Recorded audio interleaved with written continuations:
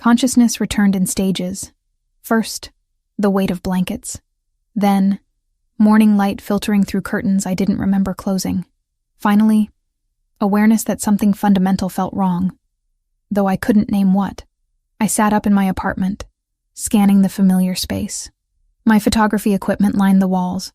Coffee mug from yesterday still sat on the desk.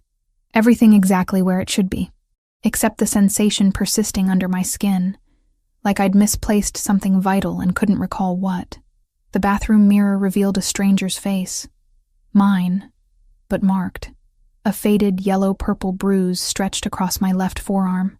When had I gotten that?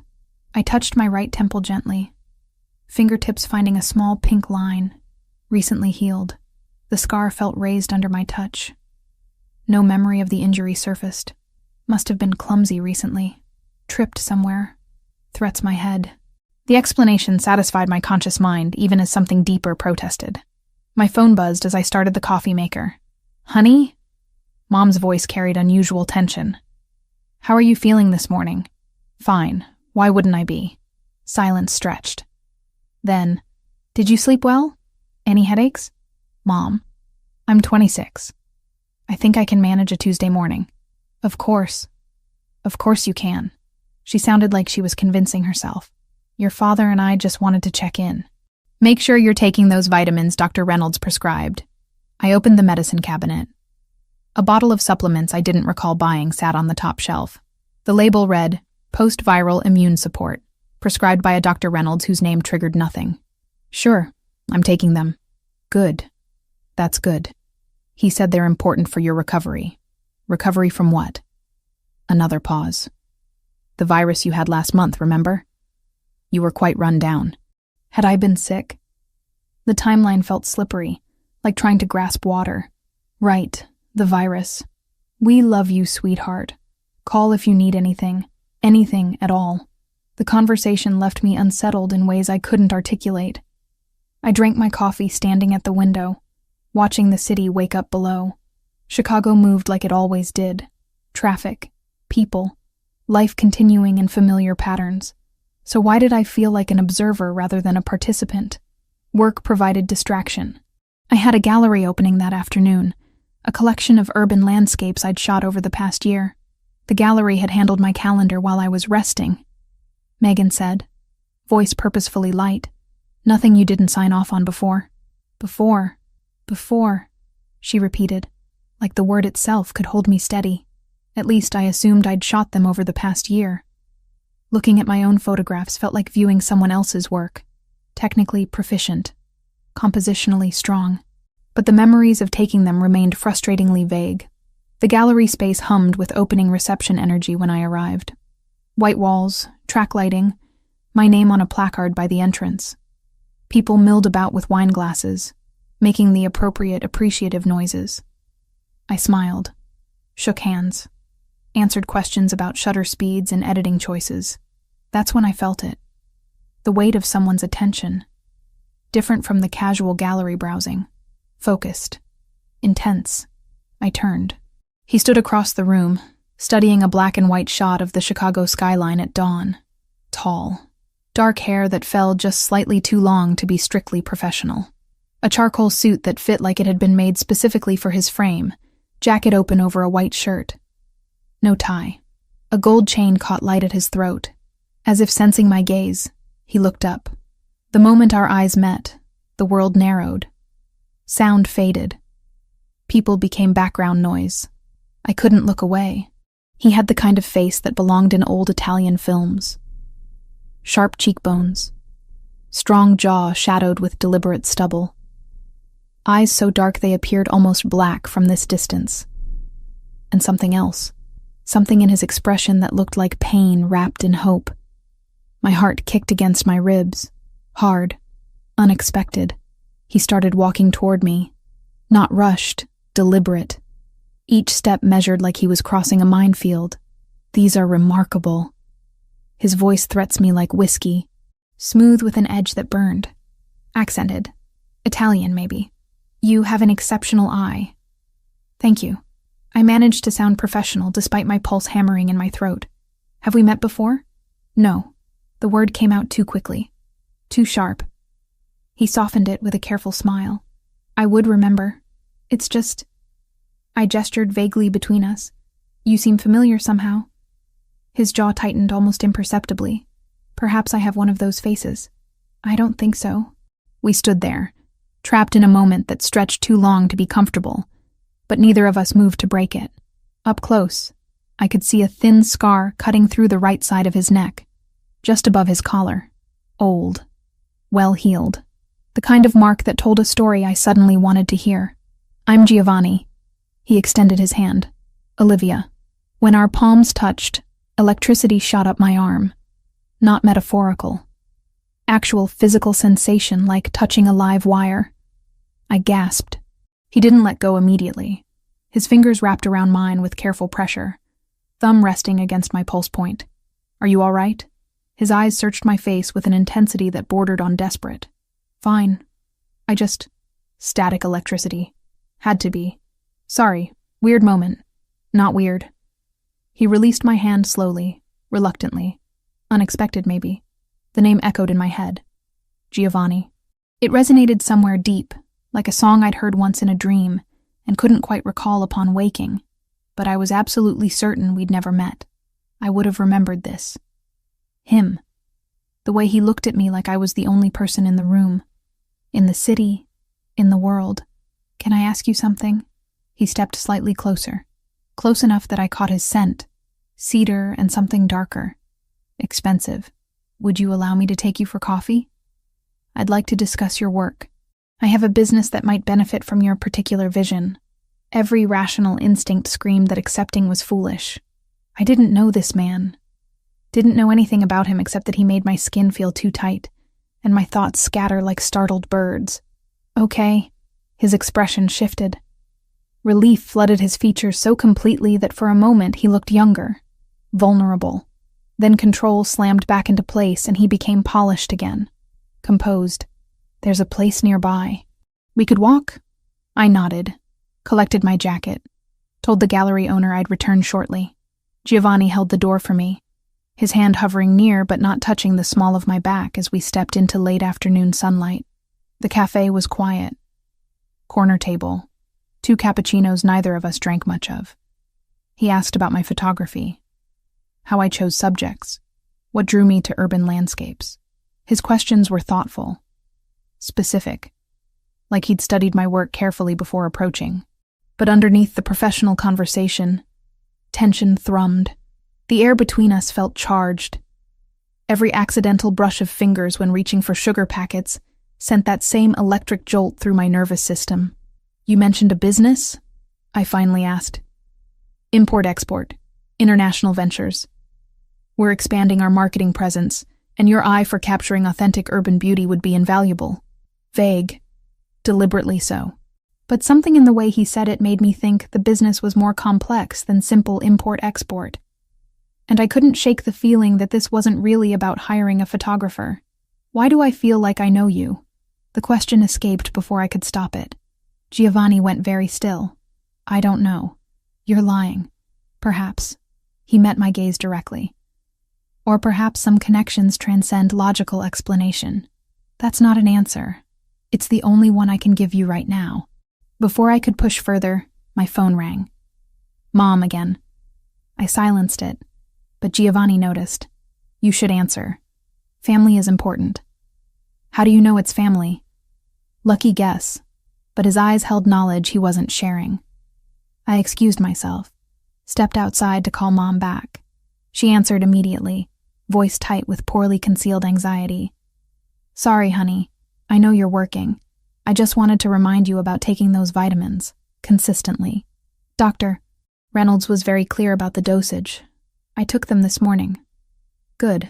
That's good. Are you feeling all right? Any dizziness? Confusion? Mom, what's going on? You're acting strange. Nothing. Nothing's going on. I'm just being overprotective. Mother's prerogative. She forced lightness into her tone. Love you. When I returned, Giovanni was standing, jacket back on. I should let you return to your gallery. You haven't told me about this job opportunity. Next time. He pulled out a business card. Heavy stock. Embossed lettering. Just a name and phone number. Call me, when you're ready. Ready for what? He studied me for a long moment.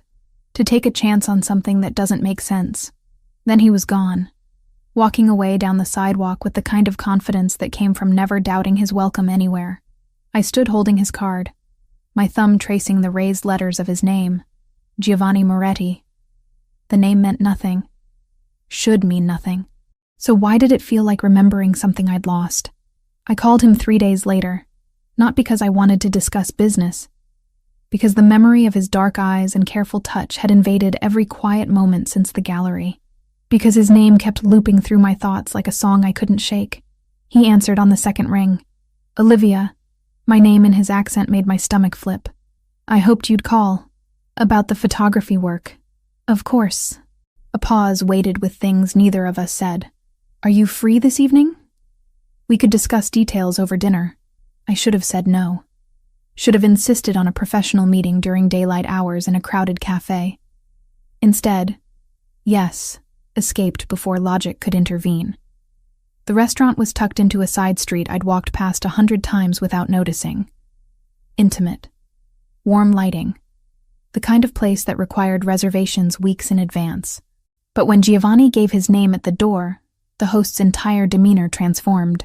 Mr. Moretti, your usual table is ready. We were led to a corner booth. Private.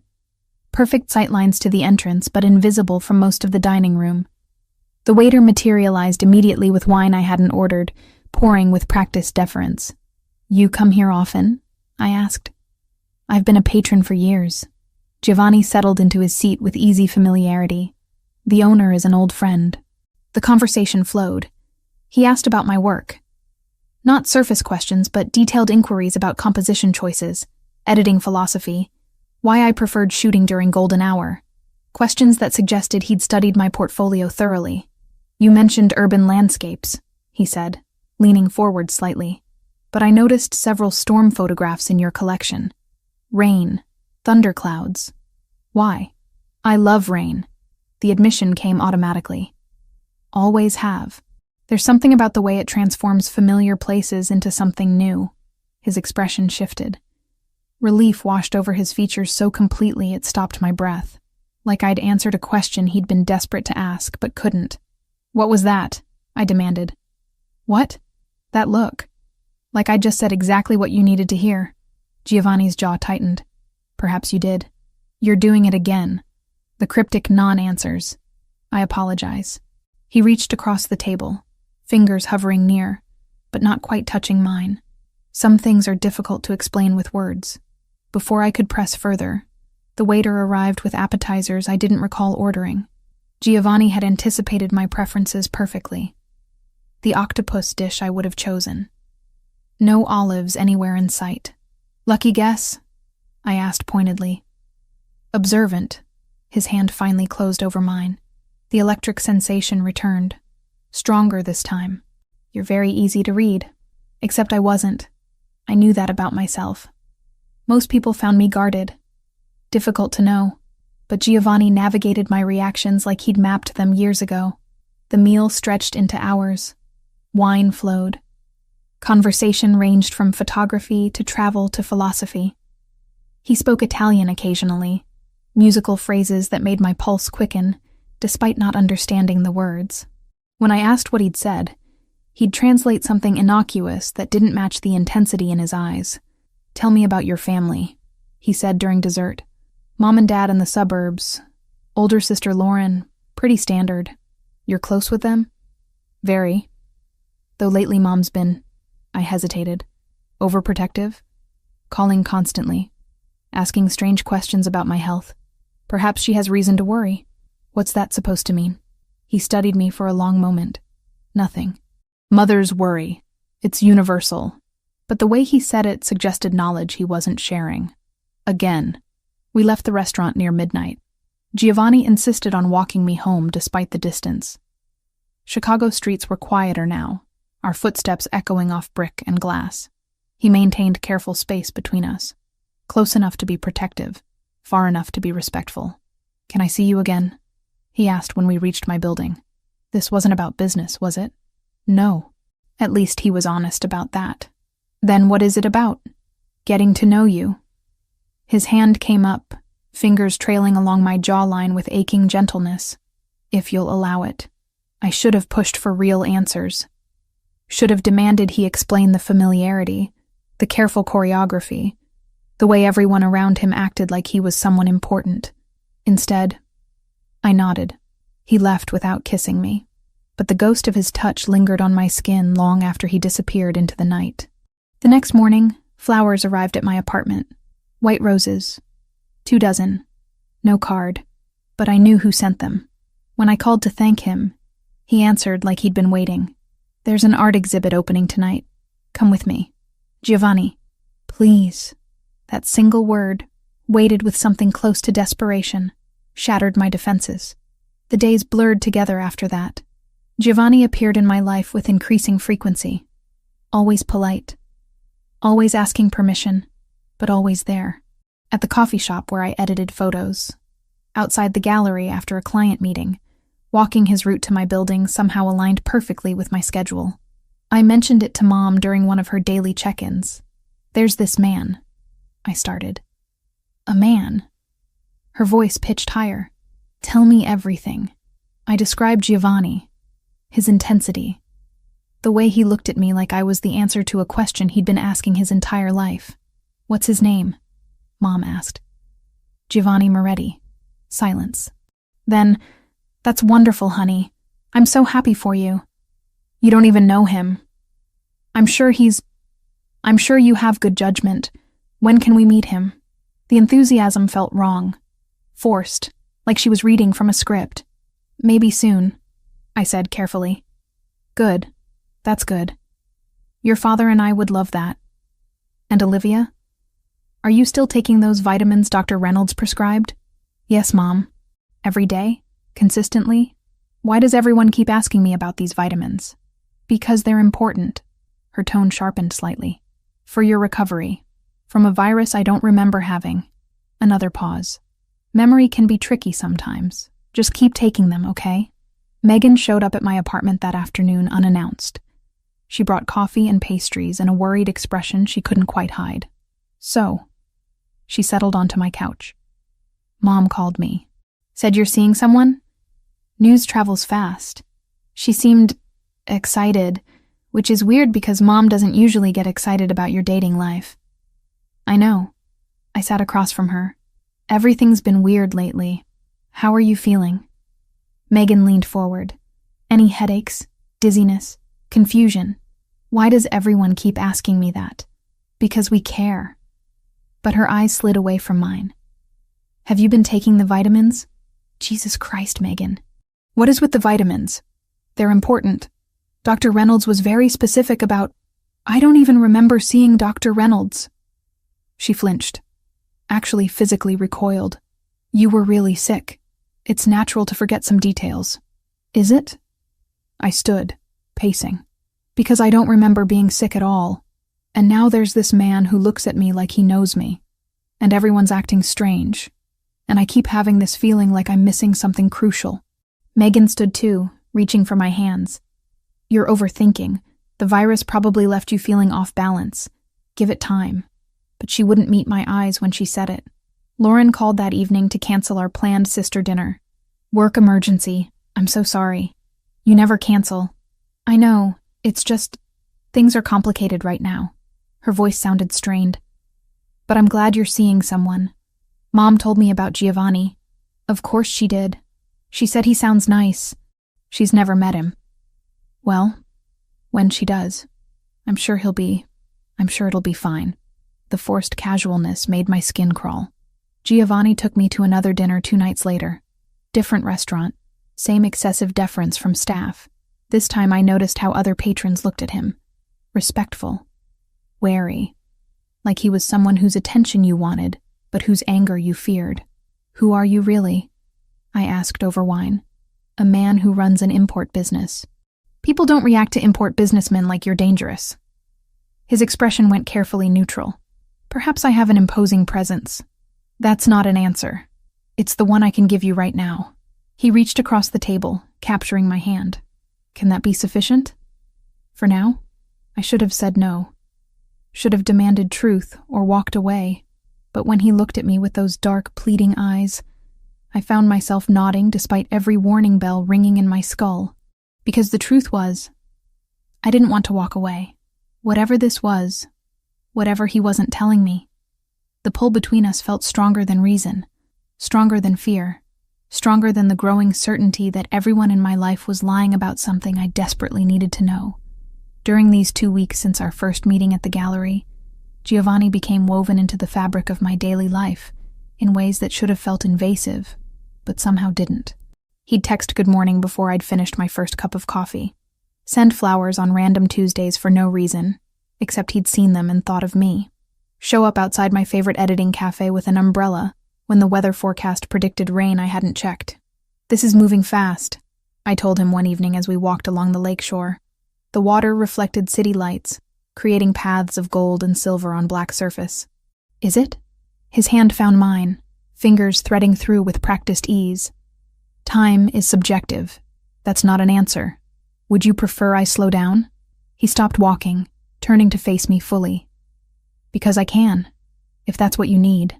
What I needed was for him to make sense, for this overwhelming pull between us to have logical explanation. Instead, I shook my head.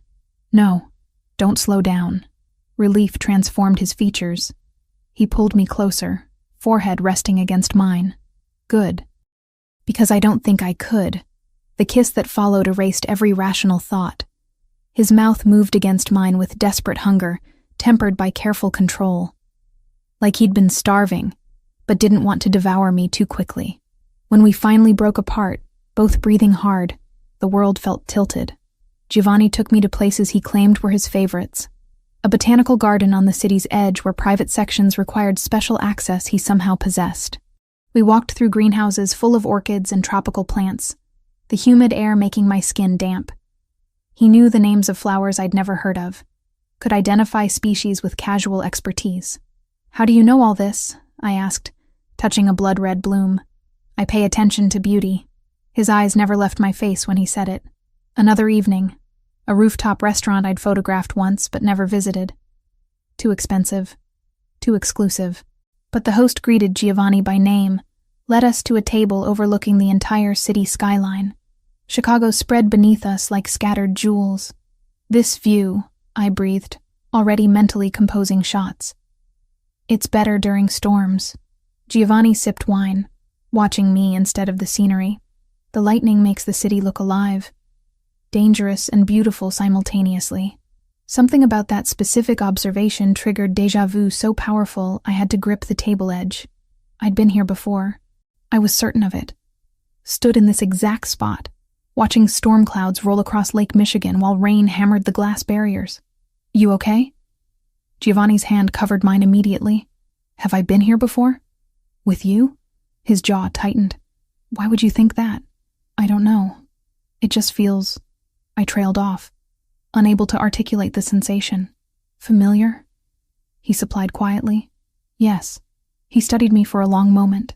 "Perhaps some places resonate with people. Strike chords we don't understand." But the way he said it suggested he understood perfectly.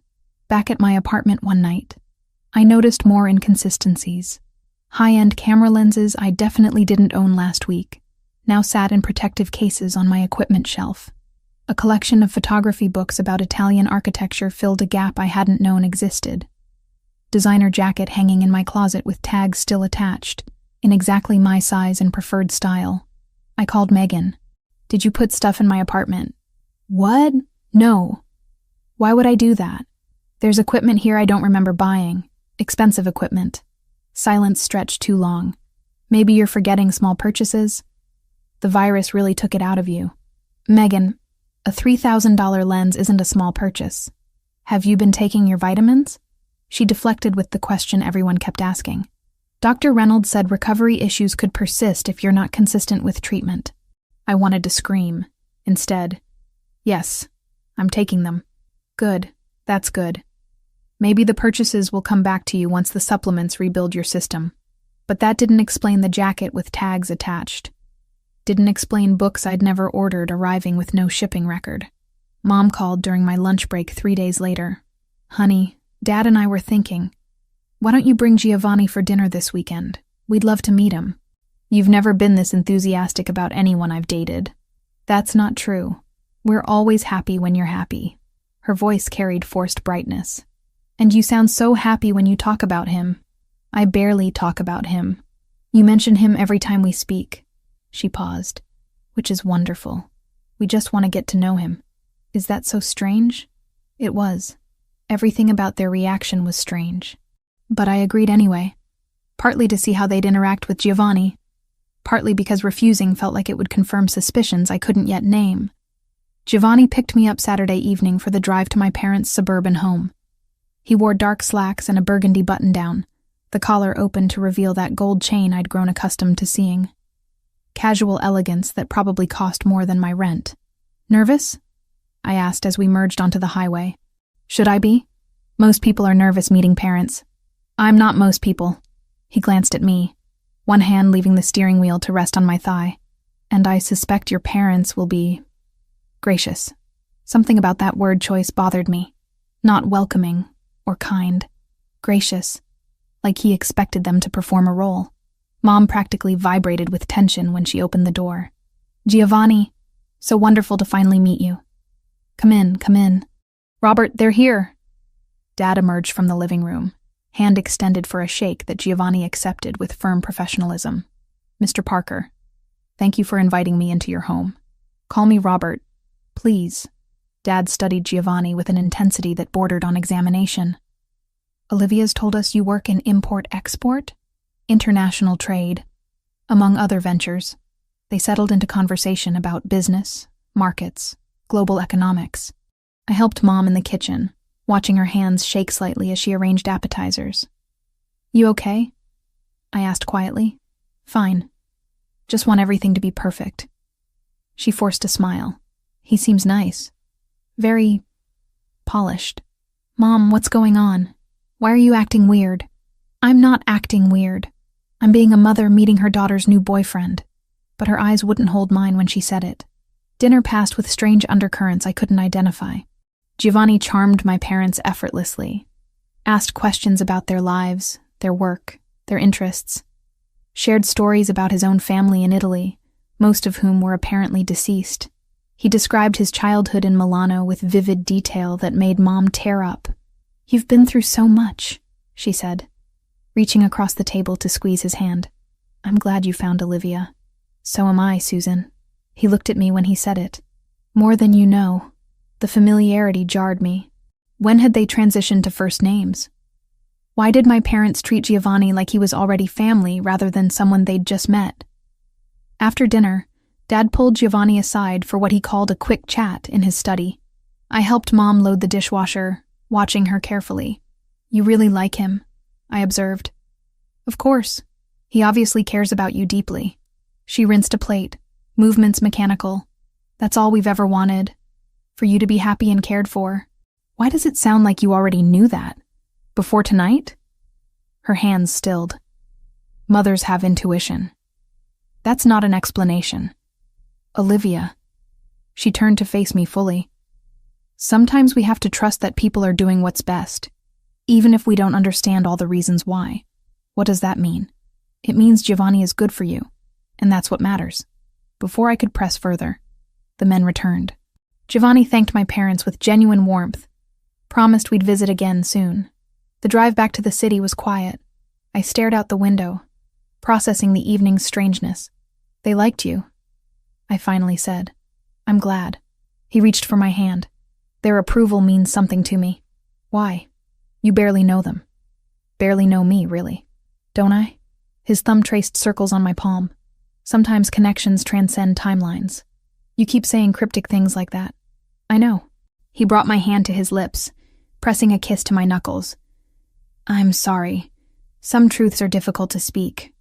Try anyway. He pulled the car into a spot outside my building but didn't release my hand. What if I told you that every moment with you feels like coming home? That I know your preferences because I pay attention to everything about you? That the way you move, speak, laugh, all of it is cataloged in my memory because you're the most important person in my world? My heart hammered. That's impossible. We've known each other 2 weeks. Is it impossible? His free hand cupped my face. Or is it just improbable? Giovanni, I'm not asking you to understand. Just to trust. He kissed me softly. Can you do that? I should have said no. Should have demanded real answers instead of poetic evasions. But looking into his dark eyes, seeing vulnerability wrapped in desperate hope, I found myself nodding. Okay, I whispered. He kissed me again, deeper this time. And for those suspended moments, the questions faded. The inconsistencies didn't matter. Only this did. Only him. Even if every instinct screamed I was missing something crucial. Giovanni invited me to a formal dinner with his business associates, 3 weeks after we'd first met. The restaurant was downtown, tucked into a building I'd photographed once but never entered. Private dining room, dimmed lighting, an atmosphere that prickled my skin with unease before we'd even sat down. You're sure about this? I asked in the car, smoothing my emerald dress. Giovanni had sent it to my apartment with a note saying only for tonight. It fit perfectly. Of course it did. I want them to meet you. His hand rested on my knee, warm through silk. You're important to me. They should know that. The room held maybe 15 men when we arrived. All older than Giovanni. All watching us with identical expressions of careful assessment. The energy reminded me of nature documentaries. Predators sizing up territory. A tall man with silver-streaked hair approached immediately. Giovanni. They embraced with familiarity that spoke of years. And this must be Olivia. Franco Bellini, Giovanni introduced. My oldest friend and most trusted advisor. Franco's handshake was firm but brief. His eyes never left my face, studying with an intensity that made me want to step backward. Giovanni speaks of you constantly. It's a pleasure. But his expression suggested pleasure was the wrong word. Concern, maybe. Or calculation. The dinner stretched through multiple courses. I sat beside Giovanni, his hand occasionally finding mine under the table. The men discussed shipping routes, international markets, regulatory challenges in terms that sounded legitimate, but felt coded. Like they were speaking a language I almost but didn't quite understand. And your work, Miss Parker? One of the older men leaned forward. Giovanni mentioned you're a photographer? That's right. Urban landscapes, mostly. Beautiful and talented. He raised his wine glass in salute. Our Giovanni is a lucky man. The way he said our made my stomach tighten. Like Giovanni belonged to them. Or they to him. Franco watched me throughout the meal with unnerving attention. Not hostile, exactly. More like he was checking for something specific, and couldn't find it. Once, when I reached for water, he exchanged a loaded glance with Giovanni that I couldn't interpret. Halfway through dinner, one of the younger associates addressed me directly. How are you settling back into... He cut himself off so abruptly his fork clattered against his plate. How are you settling into the relationship? The correction was too obvious, too jarring. Settling back implied I'd been somewhere before, but I'd never met these people. Never been in this room. Fine, I managed. Everything's been unexpected, but good. Giovanni's hand tightened on mine. When I glanced at him, something raw flickered across his features before control slammed back into place. After dinner, we drove to my apartment in silence. Giovanni parked, but made no move to leave the car. Come up, I said. Not quite a question. He studied me for a long moment. Are you sure? Yes. My apartment felt smaller with him in it. He moved through the space like he was relearning geography he'd once known by heart. Pausing at the window, trailing fingers along the bookshelf, standing in my bedroom doorway with an expression I couldn't read. Giovanni? He turned, crossed the room in 3 strides, pulled me against him with careful urgency. Tell me this is real. That you want this. It's real. My hands found the buttons of his shirt. I want this. The first time we made love, my body responded with terrifying familiarity, like muscle memory overriding conscious thought. Every touch felt simultaneously new and ancient. Giovanni whispered Italian against my skin, phrases I didn't understand, but that made heat pool low in my belly. Sei mia, he breathed.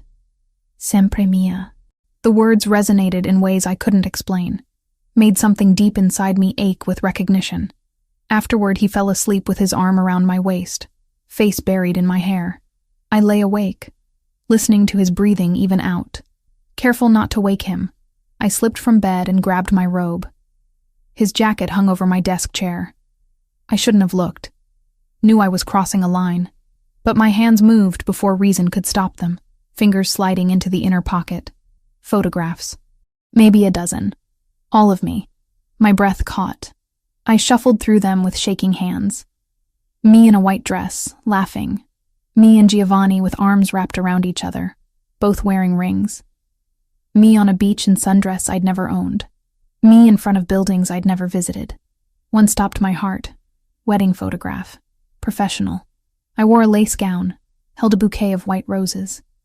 Giovanni stood beside me in a tuxedo, looking at me like I hung the moon. We were surrounded by people I'd never met, in a church I didn't recognize. I shouldn't have looked, but a folded invoice peeking from Giovanni's jacket pocket snagged my attention. La Primavera framing, custom archival mount, 16 and 20 rush. The description meant nothing and everything. A frame for what? For whom? I slipped the paper back, palms suddenly damp. The question pulsed in my ears all night. What are you hiding from me that feels like it belongs to me? I spun. Giovanni stood in the bedroom doorway, pulling on his pants. His eyes went to the photographs in my hands. All color drained from his face. What are these? My voice came out strangled. I can explain. You have pictures of us getting married. Married, Giovanni, and I don't remember any of it. He moved toward me slowly, hands raised like I was a spooked animal. Please, let me explain. How long have you been lying to me? I haven't lied. I've just omitted certain truths. That's the same thing. The photos scattered across my desk as I threw them down. Who are you? Who am I? What the hell is happening? You need to calm down. Don't tell me to calm down. You've been pretending we just met when apparently we're married? Or were married? I pressed my palms against my temples. I don't understand. I know. His voice cracked. I know you don't. But there are reasons. Good reasons why we've done this. We? Who's we? He reached for me. I stepped back. Don't touch me right now. Pain flooded his expression. Olivia, please, trust me. Trust you? You've been lying since the moment we met. Not lying, protecting. From what? He opened his mouth, closed it, struggled visibly with whatever he wanted to say. I can't tell you that. Not yet. The doctors. Doctors. What doctors? Please. He looked desperate now. Broken. Please just give me time to do this right. Do what right? Help you remember. The words hit like a physical blow. Remember what? Us. Our life. Everything you forgot. My knees gave out. I sat hard on the bed, staring at him. I have amnesia. Yes. From what? An accident. 6 weeks ago. You were in the hospital for 2 weeks. When you woke up, you'd lost the last 2 years of memory. 2 years. The vitamins. The constant questions about my health. Mom's forced enthusiasm. Megan's careful monitoring. Everyone acting like they were reading from a script. Everyone knows, I whispered. My family. My friends. They're all in on this. Giovanni nodded miserably. And you what? Decided to make me fall in love with you all over again instead of just telling me the truth? The doctors advised it. Said forcing the memories could cause more damage. That recreating our relationship naturally would be safer. Safer. I laughed. Hysterical. Broken. You think this is safer? Letting me think I'm going crazy? I'm sorry. He dropped to his knees in front of me. I'm so sorry. But I couldn't lose you. And if telling you the truth meant risking more damage, I couldn't. Get out. Olivia. Get out of my apartment. Now. He stood slowly, collected his jacket, paused at the door. I love you. That's real. Everything between us is real. Even if you don't remember it yet, how would I know? Tears streamed down my face. How would I know what's real when everyone's been lying to me? He left without another word. The door clicked shut. I sat surrounded by photographs of a life I couldn't remember. with a man I'd fallen for who turned out to be my husband, and tried to figure out which way was up. My phone buzzed. Megan. Like she had some sixth sense for catastrophe. I answered. Did you know? Silence. Then quietly, yes. How long? Since the beginning. Since you woke up in the hospital. And you said nothing. We were trying to help. The doctors said. I don't care what the doctors said. I was shouting now. You lied to me. For weeks. You let me think I was losing my mind. I'm sorry. Her voice broke. I'm so sorry. But you have to understand. We were trying to protect you. By lying. By giving you the chance to fall in love again without the pressure of remembering. By letting it happen naturally. None of this is natural, Megan. None of it. I hung up. Turned off my phone. Lay down on sheets that still smelled like Giovanni, and stared at the ceiling while my world fractured into pieces I couldn't fit back together. I spent 3 days in a fog. Didn't answer calls. Didn't leave my apartment. Just sat surrounded by those photographs and tried to force memories that wouldn't come. On the 4th day, I started investigating my own life like it belonged to a stranger. Bank accounts first. I logged into the app on my phone and found transactions I'd never made. Deposits from sources I didn't recognize. Withdrawals at locations I'd never visited. And worse, joint accounts. My name linked with Giovanni Moretti on checking, savings, and investment portfolios worth more than I'd earn in a lifetime. My passport came next. I dug it from the drawer where it should have been gathering dust. Instead, stamps filled pages. Italy. Multiple trips to Milano, Roma, Firenze, all within the past year. Dates I couldn't account for. Places I had no memory of seeing. The calendar on my laptop held deleted appointments that recovery software pulled back from digital graves.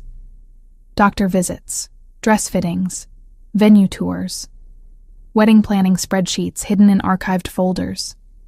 Every piece of evidence screamed the same impossible truth. I'd lived 2 years I couldn't remember. Lauren's apartment was 20 minutes away. I didn't call ahead. Just showed up and pounded on her door until she answered, face pale with worry. Olivia.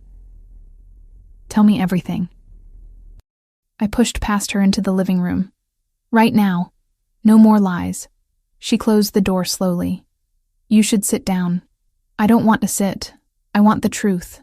The truth is complicated. Try me. Lauren sank onto her couch, hands twisting together. 6 weeks ago, you were driving back from a photography session, rural area, about 2 hours outside the city.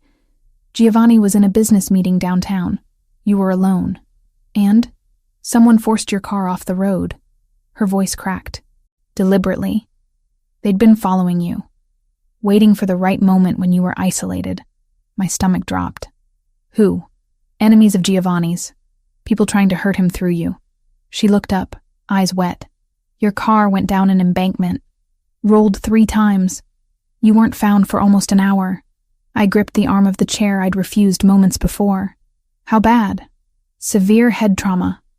Multiple fractures. Internal bleeding. They airlifted you to the hospital. Induced a coma to let the swelling in your brain reduce. She wiped her face. We didn't know if you'd wake up. Giovanni stayed by your bed for 2 weeks straight. Wouldn't leave. Wouldn't sleep. Just held your hand and waited. But I did wake up. Yes. After 14 days. But when you did, the last 2 years were just gone. You thought it was 2 years earlier. Didn't remember Giovanni, the wedding, anything. The neurologist said it was retrograde amnesia. Traumatic brain injury sometimes causes it. And everyone decided lying was the best option. It wasn't lying. Lauren stood, pacing. The doctors said forcing the memories could cause more psychological damage. That recreating your relationship naturally might help them return without trauma. So Giovanni, your parents, Megan, me, we all agreed to try. To let you fall in love again without the pressure of remembering. That's insane. It was survival. She turned on me. You nearly died, Olivia. Your husband was destroyed. We were trying to protect you both. The word husband hit like a physical blow. I don't even know him. You did. You do. The woman you were before the accident loved him more than anything. But I'm not her anymore. Aren't you? Lauren moved closer. You fell for him again, within weeks. Same connection, same chemistry. That has to mean something. Before I could respond, her doorbell rang. She checked her phone, face going pale. It's Mom and Dad. You called them? They deserve to know you'd figured it out. My parents entered with expressions of careful concern. Mom rushed to me immediately, pulling me into a hug I couldn't return. Baby girl, we're so sorry. We wanted to tell you every single day. Then why didn't you? Dad settled onto the couch, looking older than I'd ever seen him. Because the alternative was worse. Watching you wake up to the reality that you'd lost 2 years, that you'd married someone you didn't remember, that people had tried to kill you. How do you process that all at once? So you made me think I was losing my mind instead. No. Mom gripped my hands. We were trying to give you a chance to heal. To remember naturally. By lying. By protecting you the only way we knew how. I pulled away from her. I want to see the medical records. Everything. Right now. Dad pulled out his phone, forwarding files that filled my inbox. Hospital admission records, brain scans, neurologist reports, all documenting Olivia Parker's admission 6 weeks prior with severe traumatic brain injury and subsequent amnesia. The evidence was irrefutable. But evidence and acceptance were different things. I need to talk to Giovanni, I said finally. Honey, maybe give it some time. Now. I need to talk to him now. Mom nodded reluctantly. I'll call him. He arrived within 15 minutes. Must have been waiting nearby, prepared for this conversation. When he walked into Lauren's apartment, the pain etched into his features made my chest constrict. Olivia. Just my name.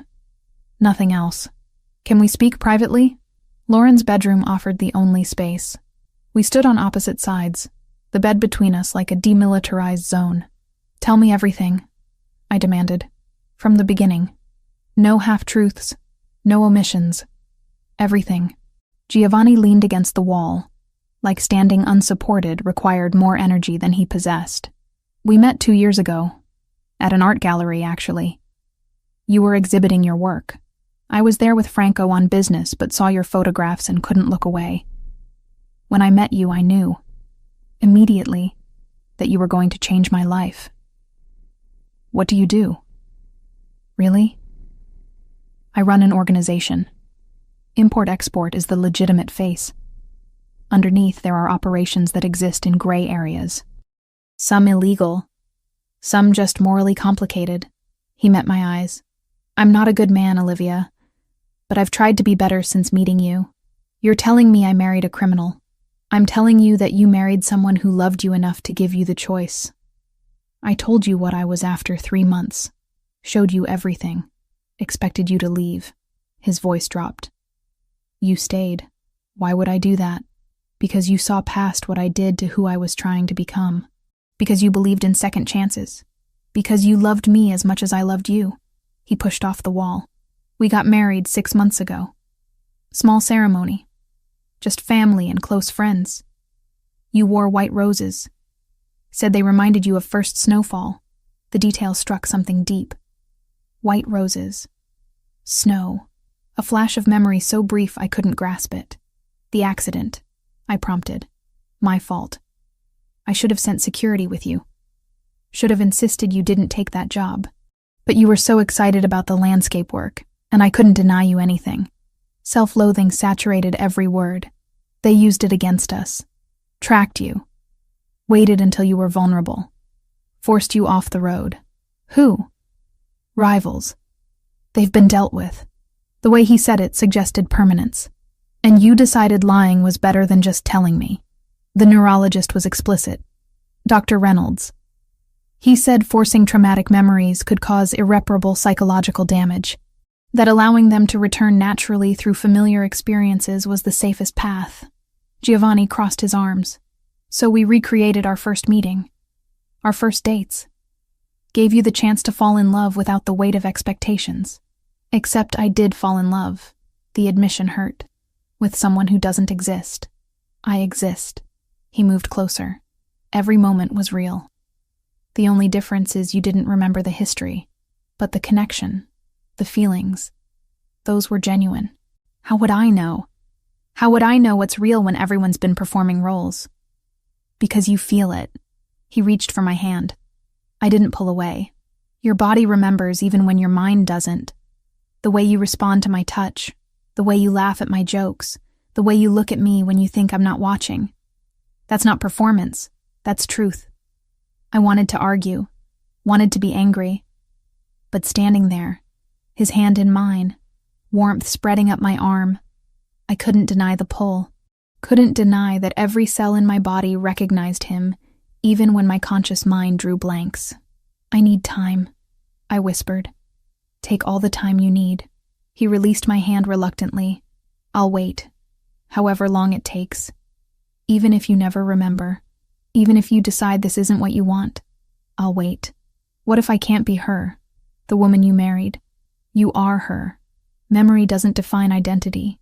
You're still Olivia, still the woman who sees beauty in storms, who speaks 5 languages when she's nervous, who eats ice cream directly from the container at midnight.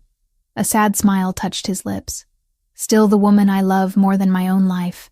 I left Lauren's apartment alone, refused rides from everyone, needed to walk, to think, to process the impossible reality that I'd lived an entire life I couldn't access. My phone rang as I reached my building. Unknown number. I answered anyway. Miss Parker?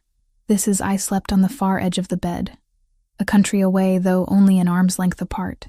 Before dawn, he tucked a blanket over my shoulders and left a glass of water on my nightstand, the way muscle memory sets your body moving while the mind is still lost. We were both learning how to love without a map. Dr. Reynolds. Your family asked me to reach out. I'd like to schedule an appointment to discuss your recovery. Recovery? Like I was broken. Maybe I was. Tomorrow, I agreed. I'll come tomorrow. That night, I lay in bed staring at wedding photographs I'd pulled from that hidden folder. Studied the woman in white who wore my face but lived in memories I couldn't reach. She looked happy, radiant, completely in love with the man whose arms wrapped around her. I tried to remember, tried to force something, anything, to surface. Nothing came, just the persistent sense that I'd lost something vital I'd never get back. Dr. Reynolds' office occupied the top floor of a medical building I'd never visited but somehow felt familiar. Glass walls overlooking the city, modern furniture and calming grays. A receptionist who greeted me by name before I'd introduced myself. Miss Parker. Dr. Reynolds is expecting you. Please go right in. The neurologist was younger than I'd imagined. Maybe 45, with kind eyes behind wire-rimmed glasses. He stood when I entered, extending a hand. Olivia, I'm so glad you agreed to meet with me. You're the one who prescribed the vitamins. Not a question. Yes. Post-viral immune support was the cover story we agreed upon with your family. He gestured to a chair. The real medication was neurological support supplements to aid recovery from traumatic brain injury. I sat because my legs felt unsteady. Everyone keeps using that phrase. Traumatic brain injury. Like if you say it clinically enough, it won't sound as devastating. Would you prefer a different term? I'd prefer the truth, all of it. No more careful omissions or medical euphemisms. He pulled up files on his computer, turning the monitor so I could see. Brain scans filled the screen. My brain. Before and after images that showed damage I couldn't interpret but understood was serious. 6 weeks ago, you sustained severe head trauma when your vehicle went off the road. The impact caused subdural hematoma, cerebral edema, and multiple contusions across the frontal and temporal lobes. His finger traced areas on the screen. We induced a medical coma to reduce brain swelling. You were unconscious for 14 days. And when I woke up, you had retrograde amnesia spanning approximately 2 years. Everything before that threshold remained intact. Everything after was simply gone. I stared at the images. My brain, damaged, changed. Why 2 years specifically? Traumatic amnesia doesn't follow neat timelines. The injury affected areas responsible for memory consolidation and retrieval. The 2-year mark likely corresponds to when those specific neural pathways were most active in forming recent long-term memories. Can it come back? Dr. Reynolds leaned back, choosing words carefully. Sometimes, partial recovery is more common than complete restoration. Fragments might return. Emotional memories often precede factual ones. But I can't promise full recovery. Enforcing it, telling me everything immediately, could have caused additional psychological trauma. When someone loses memories of significant life events, especially positive ones like marriage, forcing confrontation with that loss can trigger depression, anxiety, even dissociative episodes. We chose gradual reintroduction because research suggests experiential relearning is safer than cognitive bombardment. You mean lying to me was safer? I mean protecting your mental health while giving your brain time to heal was our priority. No apology in his tone. Just clinical assessment.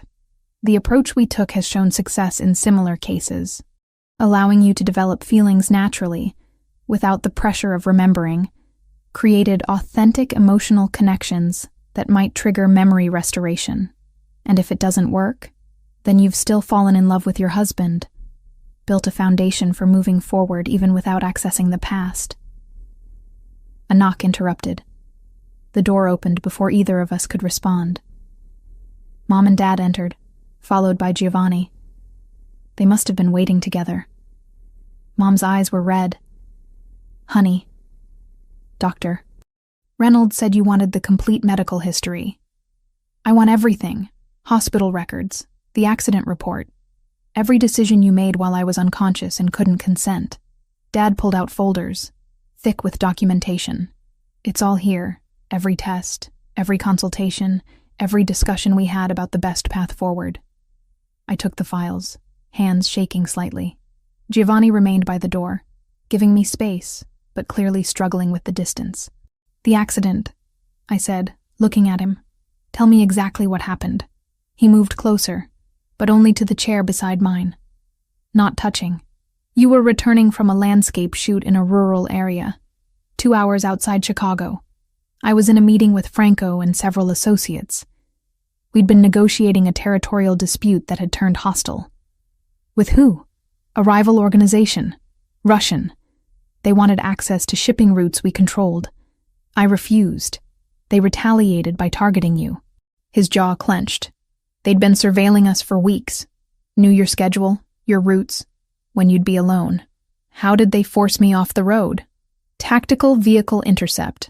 They boxed you in, then rammed your car from the side. You went through a guardrail, down an embankment. The car rolled 3 times before coming to rest against trees." He closed his eyes briefly. "You weren't found for 47 minutes. By then, you'd lost significant blood from internal injuries." Mom made a choking sound. Dad's arm went around her shoulders. "Life flight brought you to Northwestern Memorial. You went straight into surgery for the hematoma, then intensive care." Giovanni's hands fisted on his knees. "I arrived at the hospital while you were still in surgery. Stayed there. Didn't leave until you woke up 2 weeks later. And the people who did this? No longer a concern." The finality in his voice left no room for questions. "When I woke up," I prompted Dr. Reynolds, "you were confused, disoriented, asked for your sister. When your family arrived, you referenced events from 2 years prior as if they'd happened yesterday. Didn't recognize Giovanni at all. Became agitated when we tried to explain the gap." He pulled up more files. "We ran extensive cognitive testing. The amnesia was clean. No memories of meeting Giovanni, dating him, the wedding, your married life together. Just complete absence." What did I say when I didn't recognize him? Giovanni's voice came out rough. "You asked who I was. Why a stranger was in your hospital room. When I tried to tell you we were married, you panicked, thought we were lying, trying to manipulate you." The pain in his expression made my chest ache. "That's when we consulted specialists," Dad continued. "Multiple neurologists, psychologists, trauma experts. Everyone agreed that forcing the memories could cause more harm than good. So you orchestrated an elaborate deception. We recreated your life," Mom corrected. "Set you up in your old apartment that we'd maintained as a studio. Made sure your work was waiting. Created the conditions that existed before you met Giovanni. And then made me fall in love with him again. We gave you the opportunity," Giovanni said quietly. "The falling was yours." Dr. Reynolds stood. I have your discharge paperwork from the hospital. Surgical notes. Everything documented. You're welcome to seek second opinions.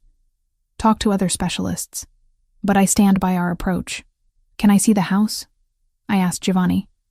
The one we supposedly shared? It's yours. Our home. Not supposedly. He pulled keys from his pocket. I'll take you now if you want. The drive took 30 minutes. Giovanni drove in silence while I watched Chicago transform from urban to suburban to estate. The house sat behind gates that opened to his touch. Stone and glass architecture. Modern but warm. Gardens that even in autumn looked meticulously maintained. Inside felt like stepping into someone else's dream. Open floor plan. Art on walls I would have chosen. Furniture arranged how I preferred. And photographs. Everywhere. Us. Together. Laughing, traveling, living a life I couldn't access. This was your office. Giovanni opened a door to a room I'd clearly designed myself. Photography equipment, editing station, prints covering walls. My work. Better than anything in my portfolio. Matured. Evolved. The bedroom nearly broke me. Our bed. Closet full of my clothes beside his. Bathroom with 2 sinks, my products lined up next to his cologne. Evidence of shared daily life in every detail. There's more. He led me to a study. Pulled a leather journal from a desk drawer. You kept this. Documenting our relationship. From the first meeting through the wedding. I opened to a random page. My handwriting. Dated 8 months ago. Giovanni surprised me with a weekend in Napa. We toured vineyards, tasted wine until we were giggling like teenagers. At dinner, he asked what I loved most about us. I said how he sees me, really sees me. Not just the surface, but everything underneath. The fears and dreams and contradictions. And he doesn't try to change any of it, just loves me as I am. Tears blurred the words. This woman, this version of me who wrote with such certainty, such joy. I didn't know her. I'm sorry. Giovanni's voice cracked. I'm so sorry I couldn't protect you. That my world, my enemies, they hurt you. Cost you this. I looked up at him, this man I'd fallen for, who turned out to be my husband, who'd orchestrated an elaborate recreation of our courtship to spare me pain. I don't know how to be her, the woman who wrote this. You don't have to be her. You just have to be you. What if I never remember? What if this is permanent? Then we build new memories. Start fresh. Fall in love again without the weight of what came before. He moved closer. I told you before. I'll wait. However long it takes.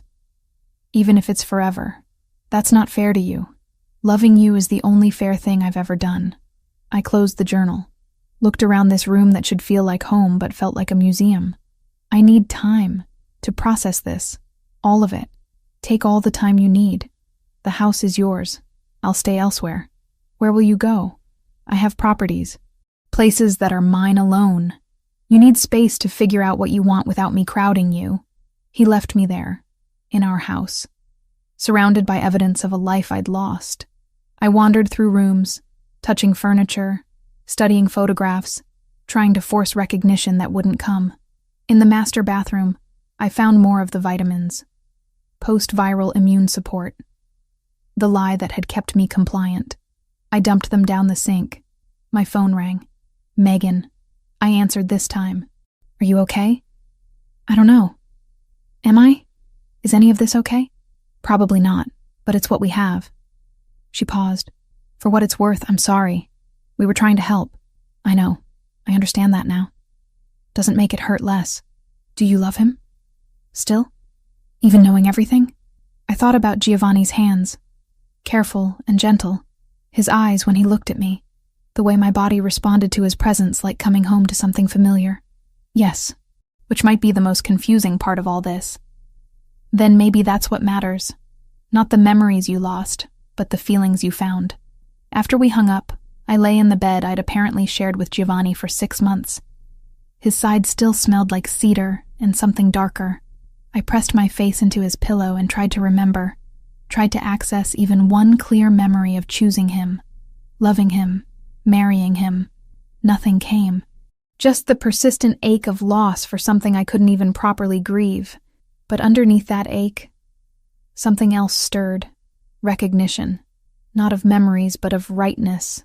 Like my soul knew what my mind had forgotten. Maybe that would have to be sufficient for now. I spent a week alone in the house Giovanni and I had shared. A week of therapy sessions with Dr. Reynolds, of reading my own journal entries like they belonged to a stranger, of touching furniture and trying to force connections that remained stubbornly absent. Megan showed up on day 5 with takeout, and tears already streaming down her face.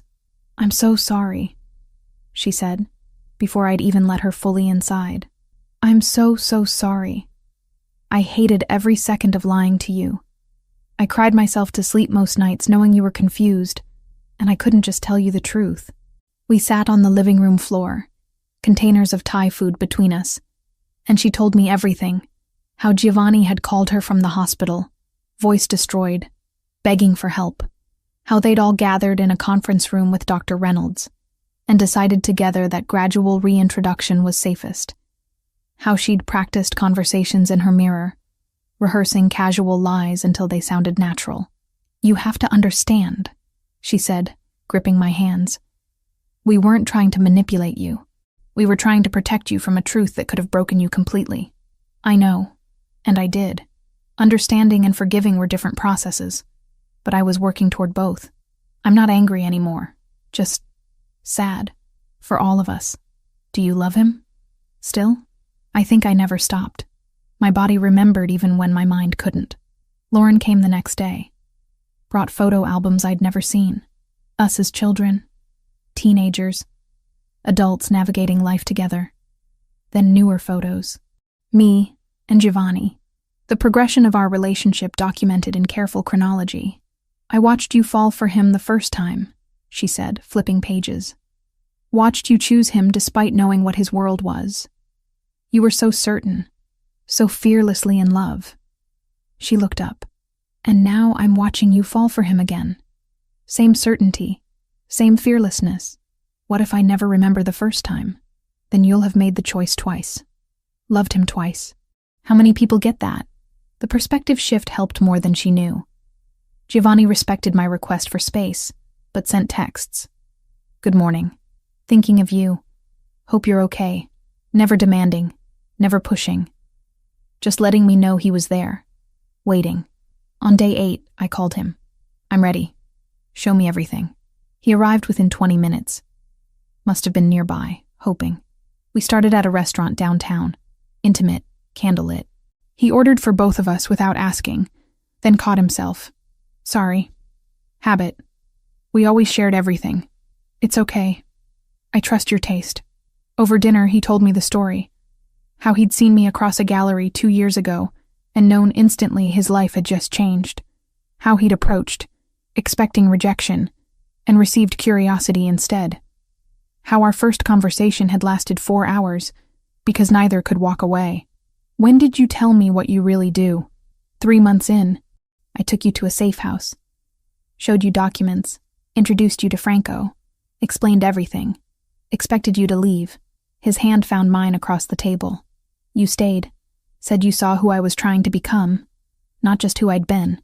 After dinner, we drove to the church where we'd married. Empty now. Quiet. Giovanni led me to the altar. You wore white roses in your hair. Said they reminded you of fresh snow. Your vows made me cry, which embarrassed me in front of Franco. A sad smile. You promised to love me through whatever came. And you did, even when my world tried to kill you. Standing there, I felt something. Not memory exactly. More like echo. Residual emotion that my body had stored even as my mind forgot. Warmth spreading through my chest. Recognition without conscious recollection. I feel something, I whispered. Not memory, but something. His eyes lit with desperate hope. That's how it might come back. Feelings first, facts later. Doctor. Reynolds said, "Stop quoting Dr. Reynolds. Just be here with me." He pulled me close. We stood in the church where we'd married, and I let myself feel without forcing memory. Let my body remember what my mind couldn't access. The next location was a rooftop bar. The same one where we'd had dinner weeks ago. But this time, Giovanni took me to the edge, to the spot where rain hammered glass barriers during storms. We came here during a thunderstorm last year. You photographed lightning striking the lake. Said it looked like the city was fighting back against the sky. He stood behind me, arms around my waist. Told me you loved me for the first time, right here, while rain tried to drown us both. The sensation hit harder this time. Déjà vu so powerful I gasped. For a split second, I remembered. Actually remembered. The smell of rain. The sound of thunder. The feeling of certainty when I'd turned in his arms and spoken those 3 words. Then it was gone. Slipped away before I could grasp it fully. I almost had it, I said, frustrated tears building. It was right there. That's progress. That's more than you've had in weeks. He turned me to face him. We'll keep trying, however long it takes. Over the following days, we visited more places. The botanical garden where he'd proposed. The beach in Michigan where we'd spent our honeymoon. Each location triggered fragments, emotional echoes. Brief flashes that dissolved before solidifying into actual memory. Dr. Reynolds explained it during my next appointment. Emotional memory returns before episodic memory. Your hippocampus is damaged, but your amygdala, the emotional center, is intact. You're remembering how things felt before remembering what actually happened. Will I ever remember the events themselves? Maybe, maybe not. But the feelings are equally valid. Perhaps more so. I decided to move back into the house permanently. Our house. It felt right in ways I couldn't articulate. Giovanni had been staying at one of his properties downtown, giving me space. When I called to tell him I was staying, the relief in his voice made my decision feel inevitable. I'll continue staying away, however long you need. No, come home. It's your house too. Our house. Our house, I agreed. My parents came for dinner that weekend. Mom cried when she saw me and Giovanni moving around the kitchen together, the choreography natural despite my missing memories. Dad pulled me aside. You were so happy before. Happiest I'd ever seen you. I know you can't remember that, but I'm watching it happen again. Watching you choose him again. He squeezed my shoulder. That's not coincidence. That's truth. Megan and I rebuilt trust slowly. She stayed over one night, and we watched videos from my phone. Me and Giovanni at friends' weddings, on vacation in Italy, just being together in mundane daily life. The woman in the videos laughed freely, touched him constantly, looked at him like he was oxygen. I was really happy, I observed. You were complete. Like you'd found the piece that had always been missing. Do you think I can be that again, without the memories? I think you already are. You're just building it differently this time. 3 weeks after learning the truth, Giovanni and I stood in the kitchen making breakfast together. He cracked eggs. I handled coffee. The radio played jazz. Rain pattered against windows. I love rain, I said absently. I know. He smiled. You always have. And in that moment, surrounded by the ordinary domestic beauty of Saturday morning, I realized something crucial. The memories might never fully return, but the love was here, present, real. Giovanni, he looked up from the stove. I love you. The words came easily, truthfully. I don't remember falling in love with you the first time, but I'm falling in love with you now, and that feels like it matters more.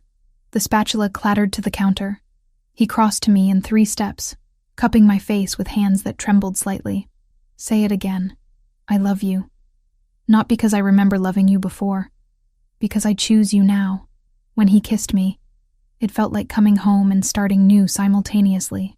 Past and present collapsing into a single moment of certainty. We'd rebuild, create new memories while fragments of old ones surfaced when they were ready.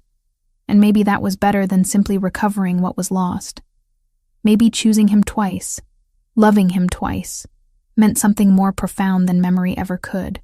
Outside, rain continued falling. Inside, we built our future from pieces of a past I couldn't access but didn't need to. Because this, right here, was real. And reality was turning out to be more than I'd dared hope for. 3 months had passed since that afternoon in Lauren's apartment when my world had fractured and reformed simultaneously. 3 months of therapy sessions where Dr. Reynolds patiently helped me navigate a reality that included memories I couldn't access and losses I couldn't properly grieve. Some fragments had returned. Small things mostly. The scent of cedar triggering sudden recognition of Giovanni's cologne.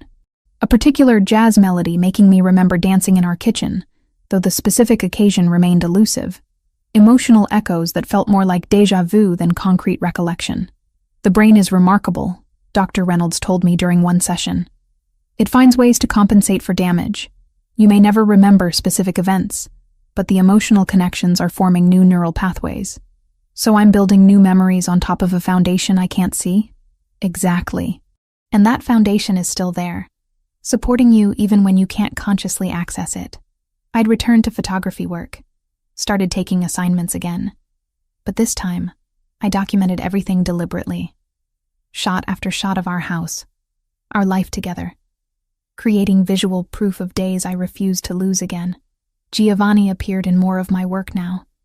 Him reading in the study, cooking in the kitchen, standing at windows watching Chicago rain. "You're capturing me like I'm your subject," he'd observed one evening. "You are. My favorite one." We talked about the future in ways I gathered we had before, but now felt brand new. Children eventually. Travel to places my passport claimed I'd visited, but my memory insisted I hadn't. Growing old together in this house that felt increasingly like home. Work had expanded too. Giovanni's organization needed legitimate documentation for their legal operations.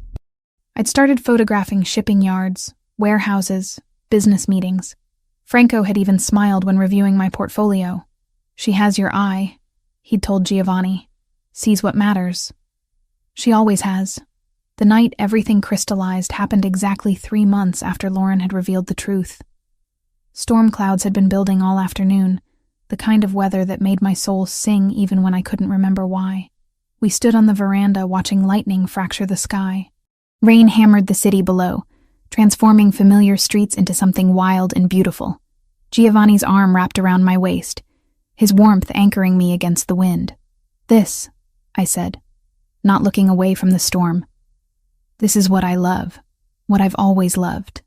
I know." "How?" "How do you know me better than I know myself?" "Because I've spent 2 years studying you like art, learning every preference, every fear, every dream." He turned me to face him. "And then I got to do it again these past months. Fall in love with you twice." The rain intensified, soaking us both through the covered veranda's gaps. I touched his face, tracing the sharp lines I'd memorized without conscious effort.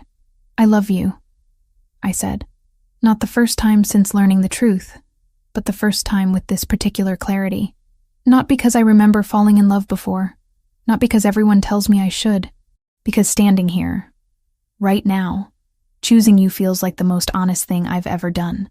His hands cupped my face with aching gentleness. "Say it again. I love you, Giovanni Moretti. I choose you.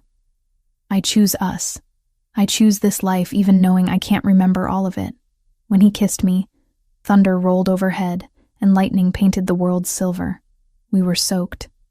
Cold. Perfect. "We should go inside," he murmured against my lips. "Not yet. Let me have this moment. I want to remember it." So we stood in the storm, holding each other while the city disappeared behind sheets of rain, and I burned every detail into memory. The way his shirt clung to his chest, how his eyes reflected lightning, the feeling of absolute certainty that this, right here, was truth. Later, wrapped in towels in our bedroom, he asked the question that had been hovering between us. "Do you want children? Eventually?" "Do we?" I countered. "Did we talk about this before?" "Yes. You wanted to wait until your photography career was more established, but you definitely wanted them." I thought about tiny humans with his dark hair and my eyes, about building a family from this second chance foundation, about creating memories that would be ours from the beginning. I want that. Not right away. But yes, eventually.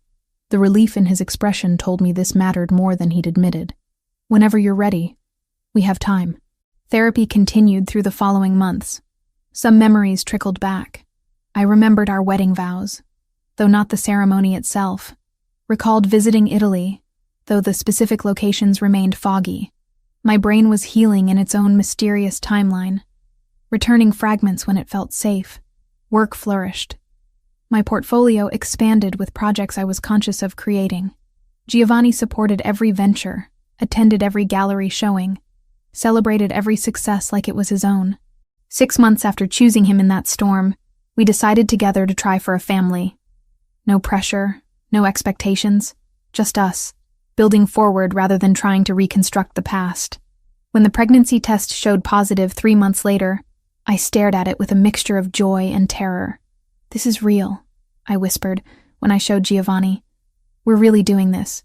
We're really doing this." He pulled me close, hand already moving to my still flat stomach. "Are you scared?" "Terrified and happy. Both. That's called being human, love." Now, 12 months since that afternoon when truth had destroyed and rebuilt my world, I sat in our study reviewing photographs. The album spread across my desk showed our life in careful chronology. Some images triggered recognition. Others remained beautiful mysteries. Giovanni appeared in the doorway, coffee in hand. "How are you feeling?" I touched my stomach, where our daughter grew. We'd found out the gender last week. A girl. I'd cried, though I couldn't say if I was remembering wanting a daughter or simply feeling it fresh. Good. Tired. Happy. He set the coffee down, moved behind my chair to look over my shoulder at the photos. "Do you remember that day?" The image showed us at the beach. Me in a yellow sundress, laughing at something off camera. Him looking at me like I'd hung the moon. "No, but I can see how happy we were."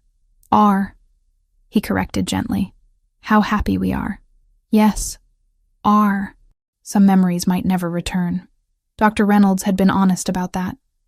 The trauma was severe enough that portions of those 2 years could be permanently inaccessible. I'd made peace with that uncertainty.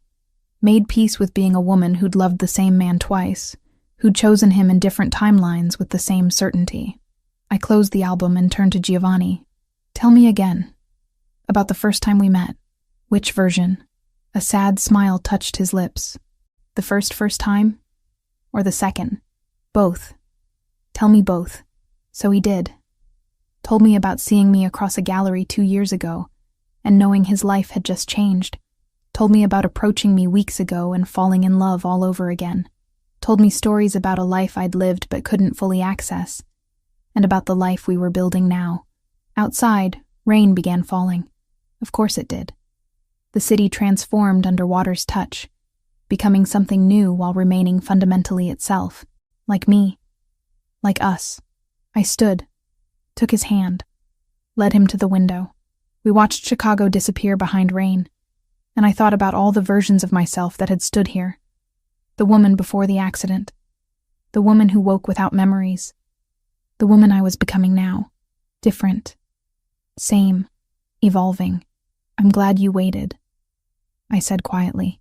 "Glad you let me fall in love with you again instead of just telling me I already had. Even knowing we could have avoided months of confusion. Especially because of that. I got to choose you twice, Giovanni. How many people get that gift?" He rested his hand over mine on my stomach. Our daughter moved beneath our touch, a reminder that we were building forward, creating a future that didn't require perfect memory of the past. "Thank you," he whispered. "For what?" "For choosing me. Both times. For being brave enough to love me even when you couldn't remember why." I turned in his arms, meeting his dark eyes that I'd memorized twice. It was never about memory. It was always about truth. And the truth is, some part of me has always known you. Will always know you. Memory or no memory. The rain continued. Inside, we held each other and planned futures built on fractured pasts. My photography career was thriving. His organization was expanding into more legitimate ventures. Our daughter would arrive in 6 months, born into a family that understood the value of second chances. I might never remember our first kiss, might never recall the exact moment I decided to marry him, but I remembered this. Every moment from this point forward, I was fully conscious, fully present, fully choosing this life, and that mattered more than any lost memory ever could. Mom texted every morning now, photos of her garden, the baby blanket growing longer row by row. Dad pretended not to cry on video calls and failed beautifully. Megan kept my calendar brutal and my coffee gentle. Lauren sent me voice notes reminding me to eat, to sleep, to be patient with a brain that heals like a shy animal, slowly, then all at once.